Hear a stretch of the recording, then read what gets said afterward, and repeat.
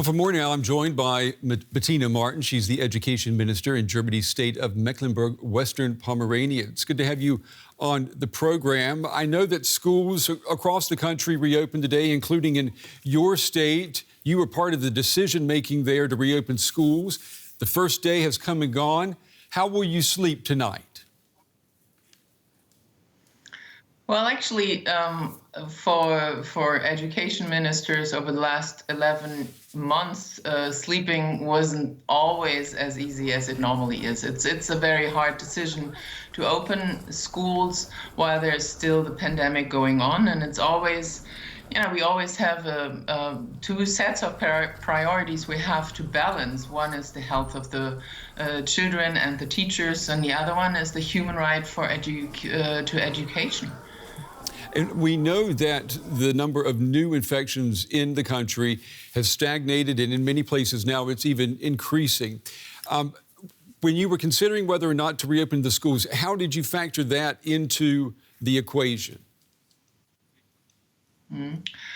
Well, of course, we are not opening the schools, just open the gates and let the kids and the teachers in. We have very strict measures of hygiene and very strict regulations. We do have, of course, the masks. Everybody has to wear the mask also during the lessons. We have all kinds of measures.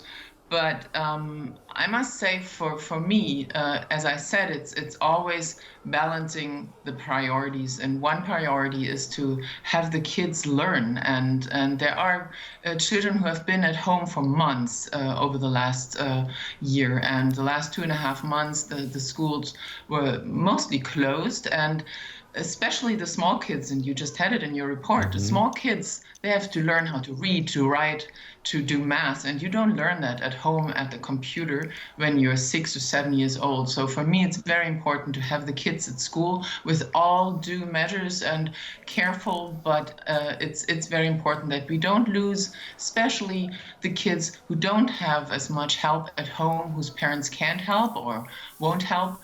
For those kids, it's very important that they have presence at school. School is also contact with the teachers, but also contact with the kids among each other.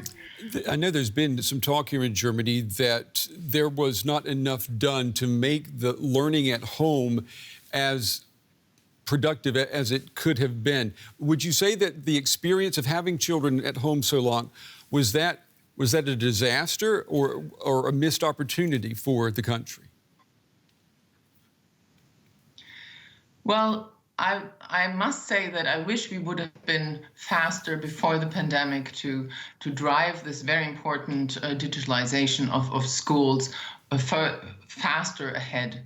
But since March last year, we've done really big steps to digitalize the schools, to help teachers to get trained to do distance learning, homeschooling, whatever you mean. And we, in our state, we introduced a very fast learning management platform. Video conference is happening. So we've taken big steps. I wish we would have been faster before, but now big leaps are being taken. The kids are learning at home, but nobody can say that learning at a computer by yourself is the same as at school. So we are in a crisis. Whatever we do, it's always only second best. And for me, the big leap we are taking, and we have not reached the perfect goal to have all kids being equally well equipped for distance learning, but we have taken big steps. And well, it's a big crisis, and it's terribly difficult for the parents at home. I know that. Homeschooling, home office at the same time. It's a huge challenge, and we are going to get out of this pandemic, I hope, with better equipped schools. Yeah. Okay, Bettina Martin, Education Minister in Germany's state of Mecklenburg-Western Pomerania. We appreciate your time tonight. Thank you. Thank you very much.